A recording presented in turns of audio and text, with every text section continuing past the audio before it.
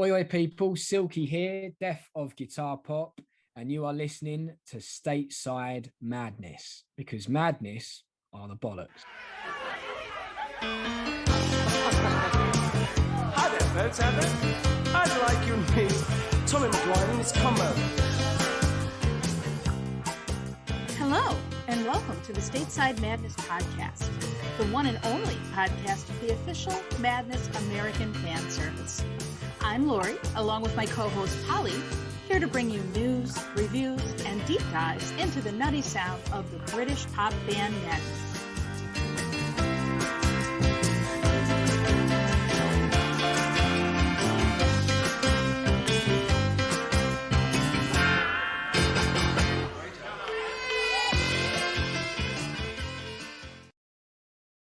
Well, hello, Stateside Madness. Welcome to another episode. I'm Lori.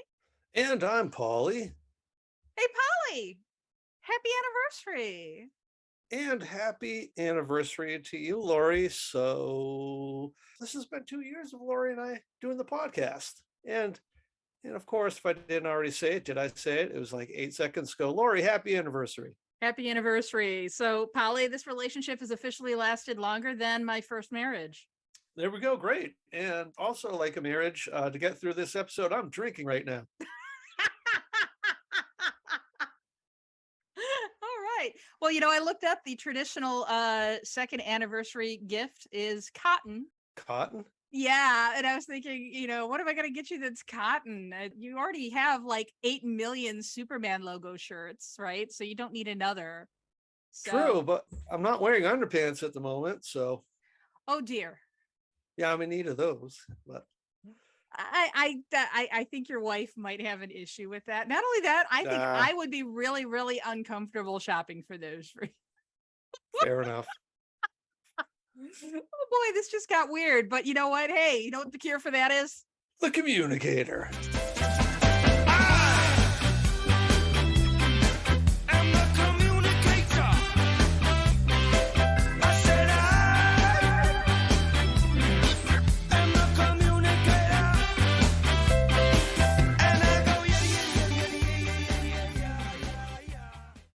So first up on the communicator, if you haven't already heard, the Danger Man Sessions is going to be released on vinyl, and it's going to be released on Friday, September 16th, so far as we know, if it stays on track. Some of the other re-releases haven't. So this new reissue features exclusive liner notes containing in-depth interviews with band members Chrissy Boy, Mike Barson, and Betters. So look forward to that. I've already ordered my copy. Also in the communicator, our dear friend Nick Woodgate, aka the JoJo Man Band, has a new album out on Spotify.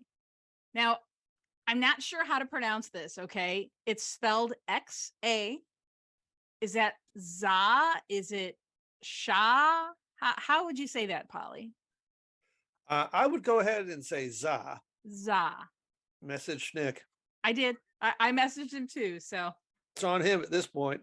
He's probably busy promoting the new album. Give that a listen on Spotify. Look for the JoJo Man Band. Yeah, please do. Also, speaking of new things, so Lori, my dear partner, you're busted. So Lori's got another podcast, as it turns out. It's called Accelerated Culture, The Rise of Alternative Music in the 1980s and Beyond.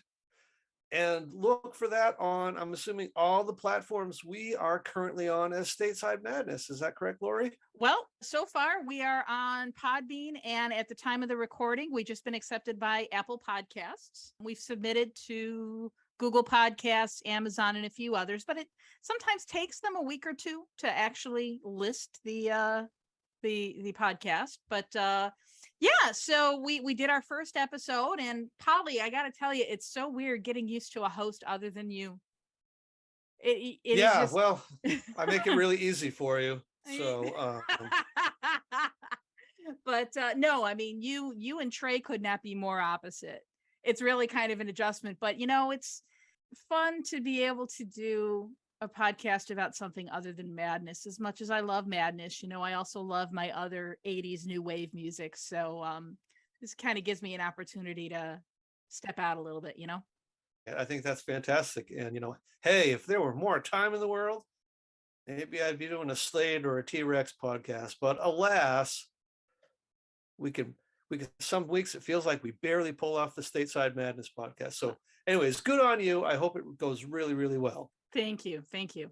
So finally on the communicator today, very, very happy birthday to Mark Betters, who's turning 61 on August 24th. Betters was, of course, one of my first crushes. So happy birthday, Betters. I'm the communicator. Let me tell you how I feel. I feel I'm scared. Chris, what time is it? Showtime. All right. So, Polly, you came up with our idea for the episode today in honor of our 2-year anniversary. So tell us what we're going to be doing today. Yeah, so we deliberated quite a bit about what an anniversary episode should be. We thought maybe it should be a bit of a retrospective, and maybe we would play clips from previous episodes. And we felt that was kind of weird and a little, we're not that level of celebrity. We debated and debated and debated. And then we thought, well, maybe the top 10 madness moments. And that sounded pretty good. And so we reached out to fans on the interwebs and the social media and asked them what their favorite madness moments were. Of course, there was a lot of overlap that made it easy. We were able to hone it down. And then we got a lot in the way of people saying, well, this is my madness moment. And we'll include a bit of that too. Yeah, for sure. There were a lot of really cool personal stories. Now, a lot of them were just like, oh, that time I met Suggs, or that time I met Woody. And, we're not really going to be reading out all of those because that would take forever. But we are going to share a few of the stories that people shared that I just thought were really, really kind of cool. So we kind of extrapolated, I guess, from the listener responses and also from input from the members of our Stateside Madness team, Bobby and Donald. And we kind of put together what the top 10 are going to be. So coming up at number 10 is a fairly recent event from May 14th, 2021, Madness The Get Up global live stream event. Now, you might recall this was filmed at London's Palladium with comedian Charlie Higson and special guests Roland Gift from Fine Young Cannibals and Paul Weller from The Jam. Now, fans chose this, I think, because this is just what we needed in the middle of lockdown. We were about 1 year into the pandemic at this point. Everything was closed down. All the concerts and stuff that everybody was hoping to go to were canceled, including Madness's American tour. So this was really nice. It was nice as a fan to just kind of be able to kick back and watch something new. It was creative. It was very well done. Be sure to check out on our blog at statesidemadness.com. It was about a year ago. Donald, who is our webmaster, did a really, really good blog entry reviewing this event. They did premiere 3 new songs, which was really, really exciting for us. Baby Burglar, The Cruelest Comedy, and this one, If I Go Mad. A little plastic hat, a little plastic nose. Oh, look, there a plastic house and plastic clothes. Sure, I know that we all need the money, and I know we all miss the show. But just give me the future. With the girl I know. If I go mad, without you, if I go mad, without you. So, Polly, what do you think of The Get Up coming in at number 10? Well, it makes sense. It was a gesture. It was Madness more or less saying, we get that we can't perform. We don't want to disappoint. We know you're suffering. Let's try to do something to just lift your spirits a bit. Concept, that's fantastic. But what if it sucked royally? Well, it didn't. It did a fantastic job. The production value was really, really good. The scripting, it was very, very clever. Other bands were trying to do straight performances, sans audience, and it was just a cricket fest out there in interweb land. Mhm. And what was really clever about this too, if you happen to see it, since there couldn't be a live audience, the band themselves were the audience, and they edited it in such a way that the band members would be heckling themselves. But it sounds corny, but it actually really worked. So yeah, that was a good choice. It was really clever all the way around. Lee trying to actually break into the auditorium. Uh, the ghost, I appreciate the Stephen King shining aspect to it. It was good. Fantastic. What's next?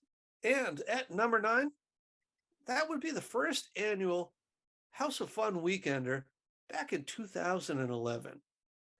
So on Friday, November 25th, 2011, at Butlins Resort in Minehead, UK, Madness performed a medley of songs for their forthcoming album, Wee Wee CC Ya Ya Da Da. Our friend Donald Trull here at Stateside Madness writes, the first House of Fun Weekender was a huge moment for Madness, when the band was able to move beyond the huge festival gig format to create a more substantive and personal fan experience. It was the start of a decade-long social event marked by setlists of old rarities and new song previews on Fridays, the traditional hits on Saturdays, and leisurely annual meetups for fans from all over the world. I wasn't able to be there for the first House of Fun, but I got to hear the bootleg recordings from the upcoming album we expected to be called Circus Freaks. Why don't we take a listen to a song from what would be Wee Wee CC Ya Ya Da Da? It's My Girl Too, and it was played live at Butlins.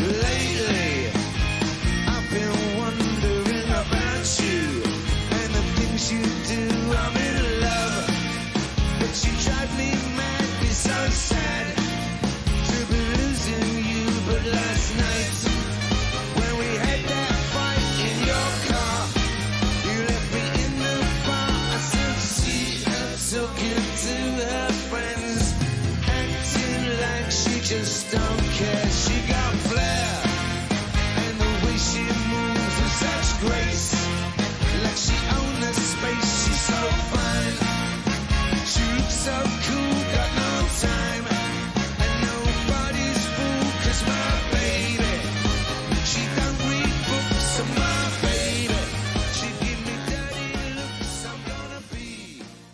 I can't believe that was the first House of Fun Weekender. I mean, it seems like they've been going on forever, and that doesn't seem that long ago to me. Yeah, it's not that long ago. We just wrapped up 10 years. It's not something until it really got chugging along that I think fans in the US really caught on to. I certainly wasn't aware of it, probably for 2 or 3 years that it was even happening. So, good on them. A great idea. It's a great time. I was lucky enough to be there last year, and God, I hope it happens again. All right. So coming in at number 8 in the fans' top 10 madness moments, the Take It or Leave It film premiere in 1981.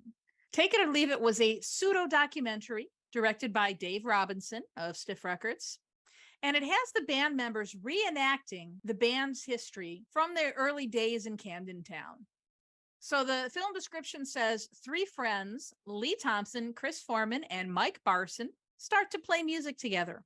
Along the way, their band suffers numerous arguments and changes in their lineup before finding success in the final scene, with a full-piece Madness going out to a packed, screaming arena. just so that's on your radar. And of course, the opening credits for the film, Take It or Leave It, have one of our favorite songs. Don't quote me on that.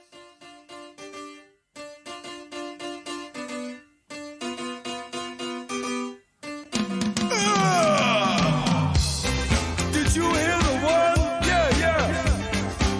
The one they wrote in the paper just the other day. Well, would you believe it?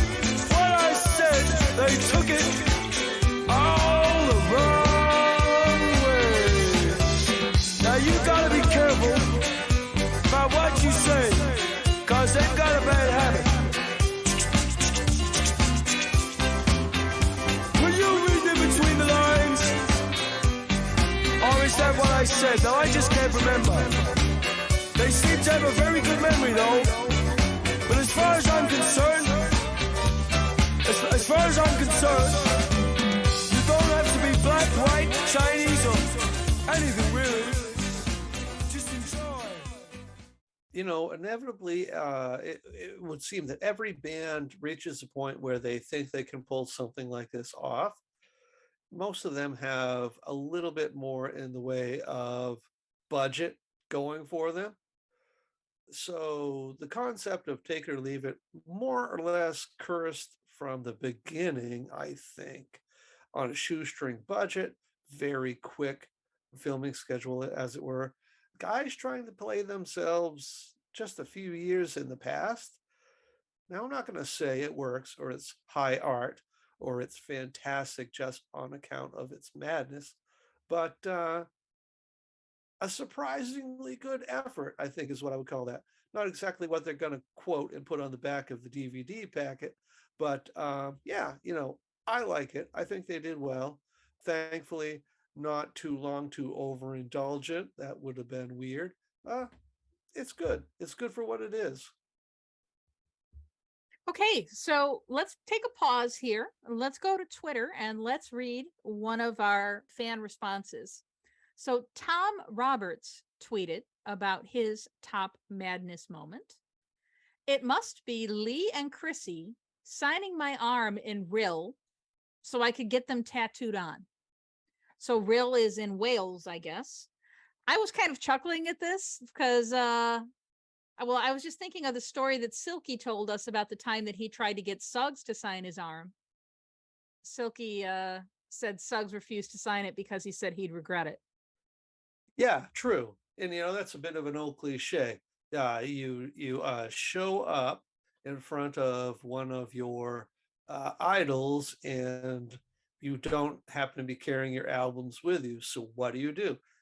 Sign one of my body parts, you know.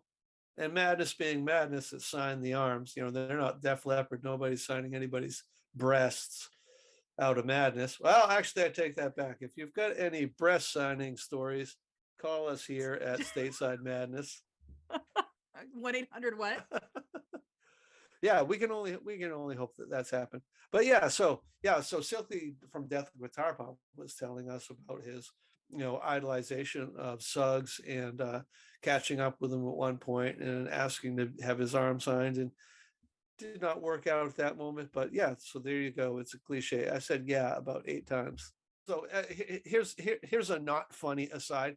So when we're brainstorming things at Stateside Madness, we were talking about a live stream at one point and how we can make it interesting. I suggested me getting Tomo's face tattooed on my ass, and that did not go over well with the other folks at Stateside Madness. But those of you out there, if you think you want to crowdfund a tattoo of Tomo's face on my ass, go ahead. Where was I for that discussion? I don't remember that. Oh boy. Okay.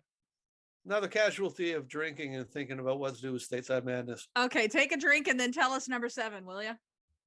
So number 7, of course, would be the John Peel session. You know, we mentioned John Peel numerous times, the champion of what I would say is all great music out there. So the John Peel session for Madness was recorded August 14th, 1979, and it was broadcast 2 weeks later on August 27th. Now, John Peel, for those of you who are not familiar, is a British DJ, radio DJ at that. In his radio show on Radio 1, BBC Radio 1, were notable for the regular Peel sessions, which usually consisted of about 4 songs recorded by an artist live in BBC studios. It often provided the first major national coverage to bands that would later achieve fame. So we've got Smiths, we've got Susie and the Banshees. I believe Damned were on John Peel sessions. It's just fantastic. And what a great, I would say, sort of unbiased, but a review of bands that comes with a lot of gravitas, because John Peel just nailed it. He just sensed it and knew what was going on in music. And God damn it, he's a saint. So Madness, when they were there, they recorded 4 songs. The Prince, Bed and Breakfast Man, Stepping Into Line, and this one that we're going to hear, it's The Land of Hope and Glory.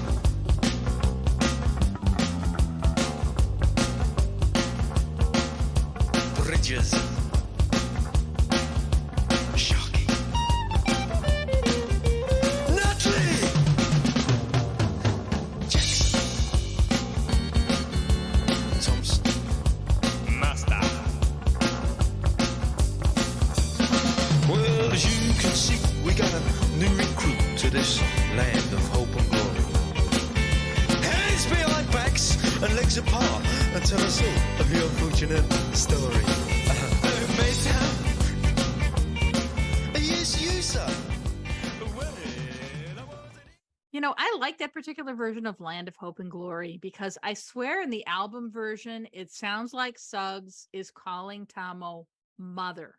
Yeah. But here you can hear it's actually master. Yeah. So the Peel Sessions LP that's out there is fairly coveted for Madness fans. It comes off for auction online and or available on Discogs or things like that. But there's not a ton of out there.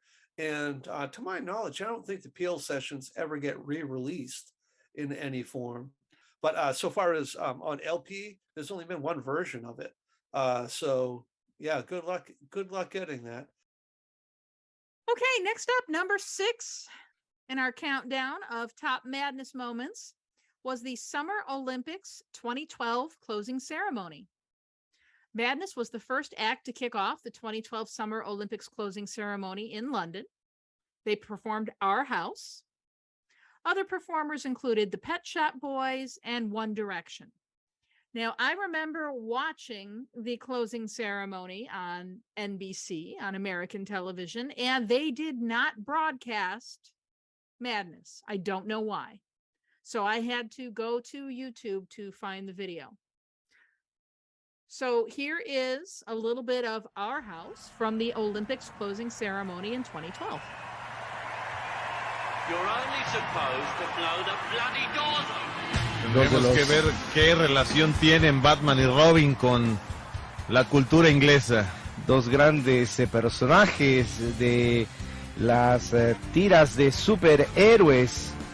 Y ahora Madness con Nuestra Casa, de 1982. Escuchemos con atención uno de los grupos populares de principio de la década de los 80s.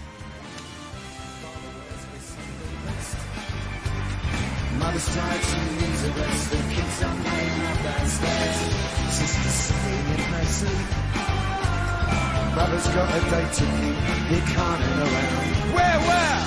Our house, in the middle of our streets. Our house, in the middle of our house that has a crowd. There's always something happening, and it's usually quite loud. So how about that, Polly? They have truly achieved fame as an international act at that point. Right, to be closing off the Olympic Games, which is, as you know, a worldwide event. So good on them. What did you think of the closing ceremony, Polly? Yeah, so I thought it was a fine version. Pretty standard, but what are you going to do with that much of an audience? You're going to play it true. to the song. More or less, we might say here in the United States, we've got Springsteen. Like him or not like him, he is sort of a motive of or representative of the American guy. He's the working class guy. He kind of connects. People like him. Madness is that for the UK. Madness are cherished in the UK, and rightfully so. There would not be any form of Olympic ceremony happening while Madness was a working band that they wouldn't be included in. That's a good analogy, the Springsteen thing. I hadn't thought about that. All my analogies are great. Of course. All right, what's next, Polly? We're about halfway, and at number 5, we're going to talk about the Dance Craze film premiere. Now, we have talked about this before on Stateside Madness podcast, but it was released back in February of 1981, February 19th, in fact. That was in the UK. And on April 23rd in 1982, it was released in the States. Now, as we all know, it featured Madness, along with the Specials, Bad Manners, the Body Snatchers, the Selector, and the English Beat. Now, it's particularly important for many American fans because this was their first exposure to new kind of music, especially, we might say, in Southern California or those far reaches of the United States that are just that far from the UK. Now, be sure to listen to Stateside Madness's episode 13, the Dance Craze episode, where we go on and talk a great deal more at length about Dance Craze. But right now, why don't we listen to the live Dance Craze version of Swan Lake? Who are you? Classical music, Ramos.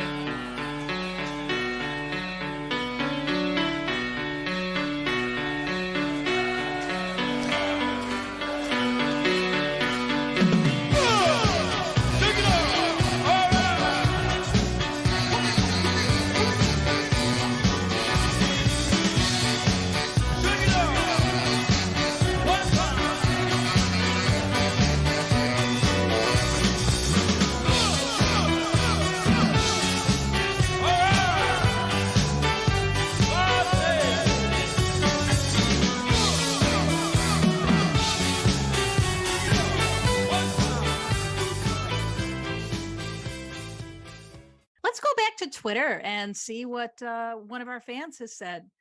Charlie Darling tweeted his favorite Madness moment. He says, I was on a bus in Camden when Chris Foreman got on. Some youths were calling out, "Oi, rock star on the bus." I think we exchanged raised eyebrows and shrugged shoulders. So that must have still been pretty early in Chris's career if he was still taking the bus. He didn't Charlie didn't mention a year, but that's got to be kind of funny to have kids razzing him on the bus. I don't know. I don't know about the earliness of that necessarily. It's a little hard to tell. You got to go with the guy's anecdotes a little bit. But, in Suggs's My Life show, he tells a story that I take as him being well established as a rock star, where he's just hanging out in a bar, as is reported Suggs likes to do. In him meeting fans, it would appear metalheads maybe, or somebody a little more in the hard rock community. So I don't know. Maybe it's just that our boys are proper rock stars, but they're not afraid of mingling with the hoi polloi, So maybe it's just that they do, in fact, still come in contact with us fan folks out there. All right, from the hoi polloi to number 4, the roof of Buckingham Palace. 2012 was a banner year for our boys, so they performed at the London closing ceremony, and then a short while later they played on the roof of Buckingham Palace for the Queen's Diamond Jubilee on June 4th, 2012. They used projectors to transform the front of the palace into terraced housing. That was really cool. It looked really cool. If you look for the videos online, it turned out really well. But I also kind of was making a statement, that this is the people's palace. This is the people's house. Now, on the roof, they played both Our House and It Must Be Love. And reportedly, they changed the lyric in Our House from in the middle of our street to in the middle of one's street, as Queen Elizabeth would say. And we have it from more than one source, at least one that's been on this podcast, that Lee reportedly tried to steal the tiles off of the roof of the palace. You cannot stop that man from stealing. So let's listen to a little bit of It Must Be Love from the Queen's Diamond Jubilee. It's time to welcome one of Britain's best loved bands. They've sold millions of records, packed venues throughout the world, and now they're playing on the roof of Buckingham Palace. Go crazy for Madness! It must be love. I never thought I'd miss you half as much as I do.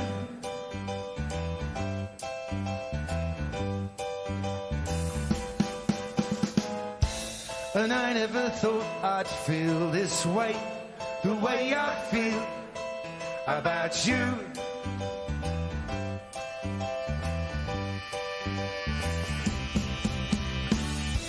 Soon as I wake up, every night, every day, I know that it's you I need to take the blues away. What? It must be love, love, love. It must be love, love, love. Nothing more, nothing less. Love is the best. Oh, yes. Yeah, so the Diamond Jubilee Madness appearance is my go-to when I'm trying to explain the sort of status that Madness has achieved to American fans. They don't let just anybody get on the roof of Buckingham Palace. That's such an important event in UK history and culture, you might say. So yeah, it's no surprise that they chose Madness. It's no surprise that Our House, with the revisions, was going to be part of the Jubilee. And yeah, they did. They knocked it out of the park. So there you go, American Madness fans. The next time you've got to explain who Madness is and why they're important to some snot-nosed little kid, there you go. They played on top of Buckingham Palace for the Queen. All right, so what's next, Polly? So next, and it is a seminal moment, it's Madness's appearance on Top of the Pops, and it is the Prince, or rather, them playing the Prince. This happened back on September 6th in 1979. Now, according to Button Down Radio on Twitter, that's what got us into ska. That first Top of the Pops appearance, and we were hooked. Buster, he sold the heat. Buster, he sold the heat with a rock steady beat.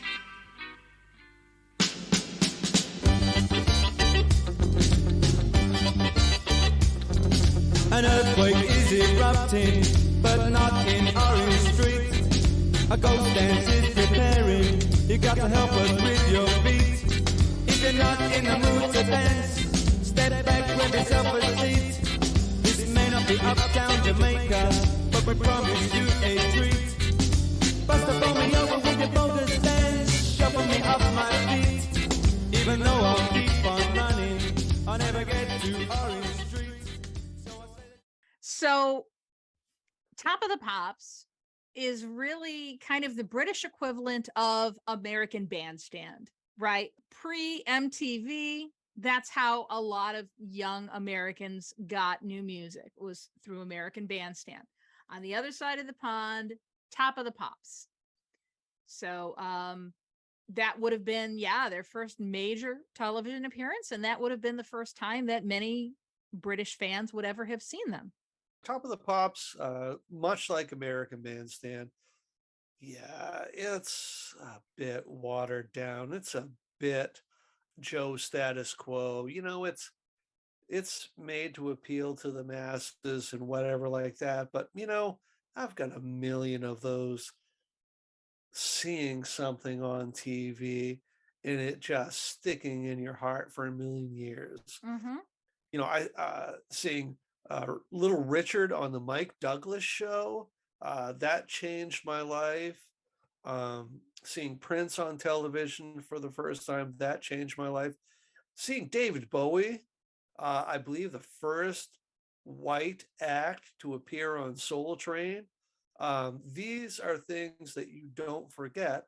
And had I been, I would have been 9 in 1979 watching Madness on Top of the Pops, I would have been enamored at that moment as well. So, yeah, good on them. It's a great benchmark to appear on Top of the Pops for any UK band.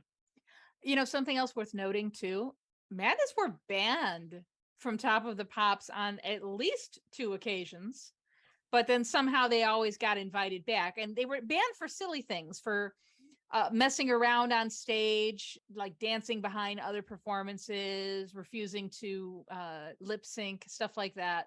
I mean, it was not like they were banned because they were doing anything salacious. But it seems like no matter how many times they got banned, they still kept getting unbanned and getting invited back. Maybe I would like to think, somebody correct me if I'm wrong, but maybe Madness were one of, if not the first band to mess about with the lip syncing format, because just like American Bandstand, they play the radio edits of songs when they appear on Top of the Pops. And that started a trend, more or less. We all remember Morrissey singing into a bouquet of flowers rather than taking to a microphone. When the Smiths appeared, we all remember Iron Maiden spontaneously stopping playing their instruments, the drummer grabbing the bass guitar, the guitarist grabbing the lead singer's microphone, Bruce Dickinson jumping on the drum set, switching up positions, things like that, making a mockery of the format, which I gotta say, if you're an accomplished musician, God damn it, it's your right. Why should you play to a track in lip sync? So good on Madness, good on Morrissey, good on Iron Maiden. Might be the only time I get to say that sentence in my life. Okay. So now we're going to turn to Facebook. We have yet another fan submitted Madness moment. Mark Glasgow writes, 2017, I was invited backstage by Chrissy Boy after I was diagnosed with incurable grade 4 brain cancer, and the legend still keeps in touch with me. Class act. I mean, we love Chris, he's a friend of the podcast, but that kind of stuff, that's why. He is just a very thoughtful, very genuine person, as are most of the boys. So good on him. Thanks for sharing that with us, Mark. We hope you're doing well. Absolutely. Good luck to you, Mark, and thanks again. Okay, so number 2 of the fan submitted top Madness moments. We got a lot of submissions for this one. So it's not just me, although this would have been my, I think, top Madness moment. The Liberty of Norton Folgate premiere at the Hackney Empire. 7 Ragged Men wrote on Twitter, first night of Hackney and the unveiling of the Liberty of Norton Folgate, 2008. Graham Yates replied on Twitter, the Liberty of Norton Folgate launch party at the Light Bar. Now, I hadn't heard about the launch party. I imagine it was something else. So the first performance of the Liberty of Norton Folgate was on June 20th, 2008. And we did talk about this extensively in episode 24, The Liberty of Norton Folgate Part 2. That evening was immortalized in a film by Julian Temple. Not only were fans being treated to new material, but there was this whole Victorian themed stage show around it with performers in the audience. It was a concept album that had a theme. It was a very, very unique experience. And I wish I had been there live to experience it. It would have been phenomenal. One of the songs that they premiered that night at the Hackney Empire was this one. We Are London.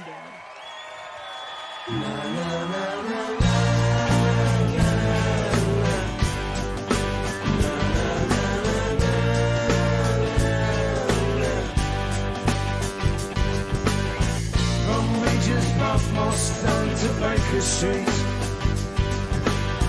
down to the cross where all the pipe smoke meets, to Somers Town where some things never stop, the Roundhouse American Bar in Camden Lock.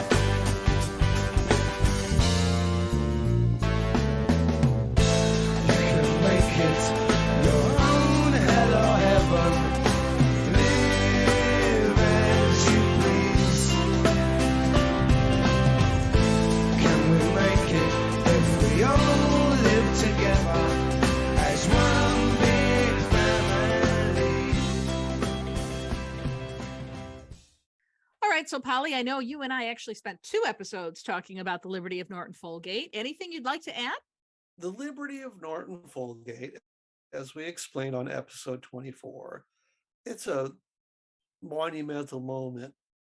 For me, I remember getting on a plane somewhere, or rather being in an airport somewhere, and grabbing, I can't remember if it was NME or if it was a copy of Spin, but there was a review of Liberty of Norton Folgate, or maybe even more of an announcement. I don't really recall whether anybody said it was good, bad, or the other, but it kind of got my attention. This was not exactly in the infancy of the interwebs, but it would have been for me because I'm a caveman. I said, okay, I've got to get that. And when I got home, I had my local record store, independent record store at that, order me the CD of Norton Folgate. I remember listening to it and saying, well, that's all good and nice.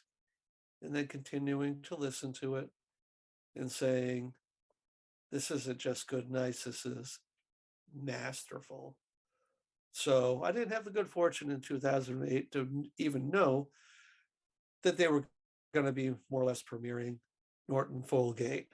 Envious, jealous, all of those adjectives. I wish I could have been there. I'm sure it was magnificent, but at least at the core of it is them announcing they're back. Not necessarily like Wonderful or Madstock, but they're back, they're badass, true auteurs, true artists, and they can do it all. Because Norton Folgate, there's not a lot out there like that. There is the Who's Tommy, there's all manner of concept albums and things that approximate rock operas. But Norton Folgate, it's the real deal, baby. And to see that live, God damn it, I wish I would have been there. So for our listeners, if you're unfamiliar with the Liberty of Norton Folgate, we really recommend that you listen to our 2-part episode 23 and 24, where we do a deep dive into the Liberty of Norton Folgate. Okay, so that would bring us to number 1. And why wouldn't it be number 1? So we've all heard the story. Boys meet, boys make band, band does great, boys get annoyed with boys, boys break up the band. But then in 1992, we've got Madstock, and we've got the return of madness. Now, if you remember, episode 17, we talked at length about Madstock. It's the Madstock episode for Stateside Madness.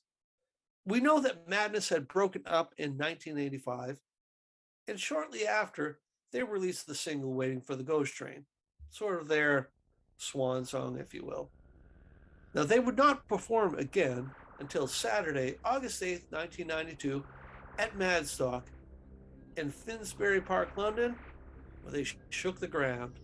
Now, to open the show, the band walked out. They happened to just sort of glance at the crowd. This is as the story goes. They more or less just took a minute. We're told it wasn't planned, more or less just happened. But nonetheless, what a powerful opening. Then, of course, the crowd heard Chaz's opening words, and they went nuts. Hey, you! Don't watch that! Watch this! This is the heavy, heavy monster sound! The nuttiest sound around!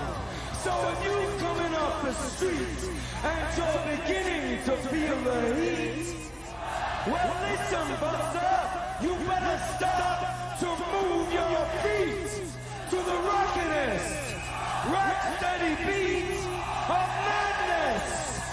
One step beyond.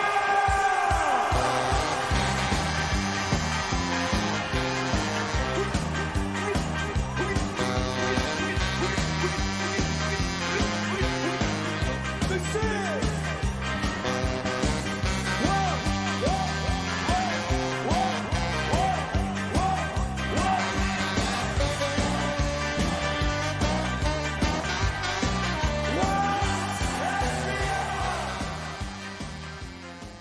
Now, Happy A's on Twitter writes to us, apart from having hold of the hand of Mike Barson on the odd occasion, I'd have to say when they entered the stage at Madstock 92, that's when I undoubtedly knew exactly what real, true love for something felt like. So I want to know, apart from holding the hand of Mike Barson on the odd occasion, what's the story behind that? Why is this person on more than one occasion holding Mike Barson's hand?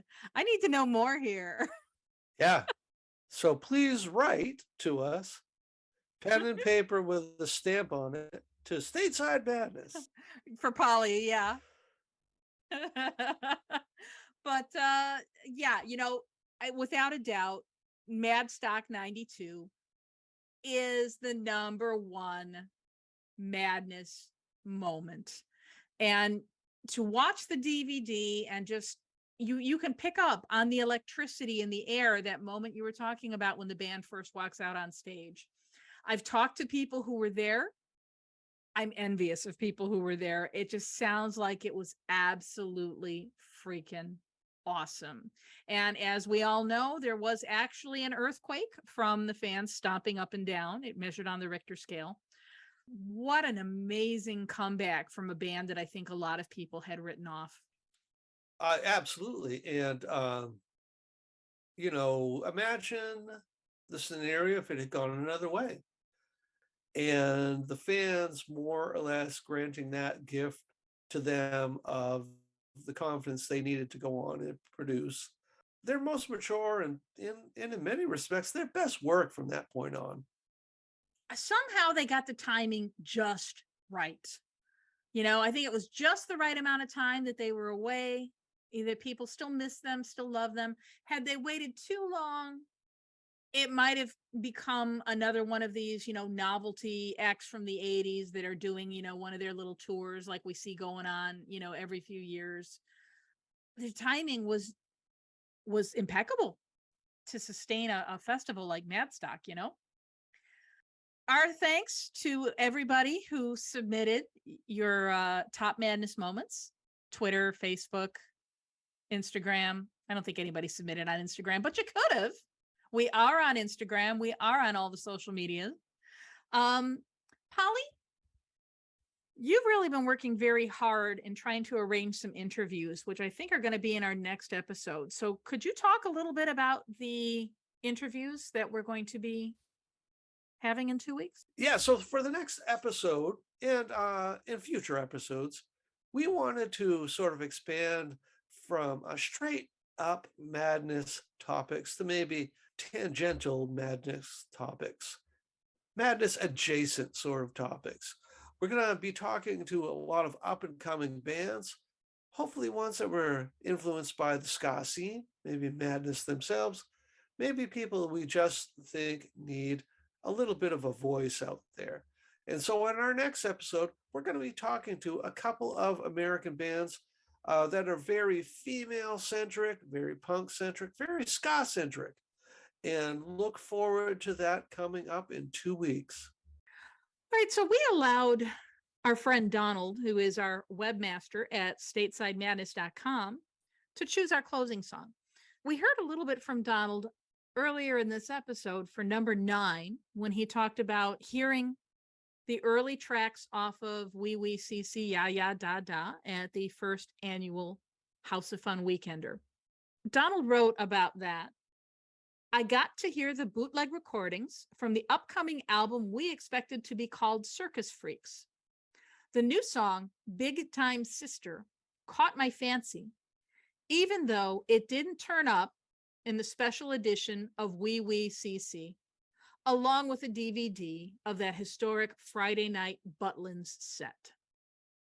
So we're going to leave you with that recording from Butlins Minehead 2011, Big Time Sister, which is a favorite of Donald's.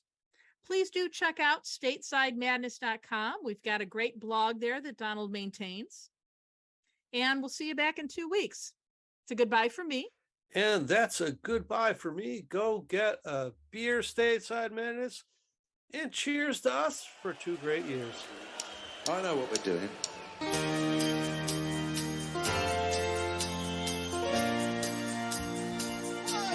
Burn it down, Jimmy. Big time sister.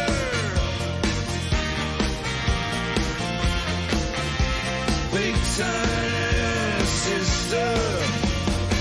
They were knocking the doors to with scraps. Take heed. The buttons of this has become a trouble of love. But hey, you're cutting the cake, and it'll be fine this time, sister. Is it love? Is it lust? Have you found the one you trust? This time, sister, I could suspend your wish for wedding bliss, but you're on a mission. Big time tradition. Well, come a little closer and bring a little love into this tortured soul.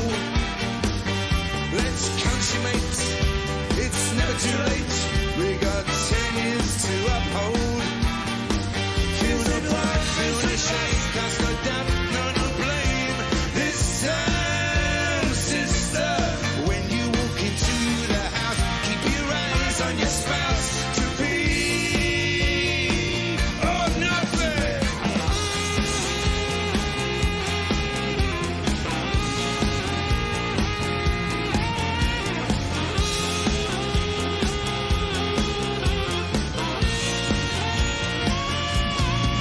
Is it love? Is it lust? Have you found the man you trust? This time, sister, if I could suspend your wish for wedding bliss, but you're on a mission. Big time tradition. It's time to go our separate ways. And I'll just sit at home and I'll count the days. Because love, it really means nothing to me. And sex, it really is a messy business, kids. Big time sister.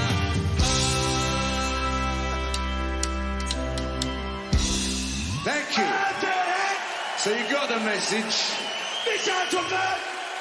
No sex, okay, over the whole weekend, please, if you would. Keep it to your chalets and try and steal a rowing boat to Rite of Passage.